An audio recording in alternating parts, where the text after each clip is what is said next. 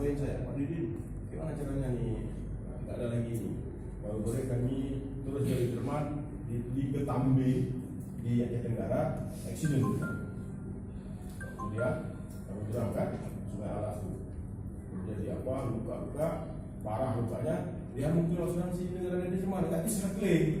Guide-nya data travelnya, paketnya, ya kan?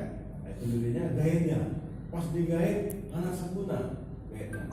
Nggak tahu siga mana, nggak bisa keluar. Ya, nggak tahu siga, nggak tahu, nggak bisa di apa guide-nya nggak jelas guide-nya. Nah itu, jadi kalau dia sehingga dia minta ini kita bantulah kan, kita bantu prosesnya bagaimana, syukur sekali bisa. Jadi yang sudah sadar ini mereka akan berusaha untuk dapat legalitas. Oh nanti misalnya nggak mau pakai ini, ya terserah. Kita kan menghimbau aja. Ingat kalau udah ada pergub yang sedang kita bidik sekarang, udah ada kanun misalnya, itu withdraw, ditangkap. Ada termasuk undang-undang kan, nggak boleh memenuhi secara legal. Ditakutkan informasinya salah, ditakutkan kualitas pemenuhannya tidak standar.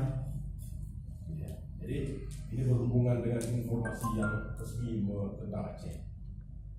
Ya, saya rasa dah mulai tidak ada Pak Syahrizal atau kemudian ada yang singkat untuk disampaikan sebelum kita mulai.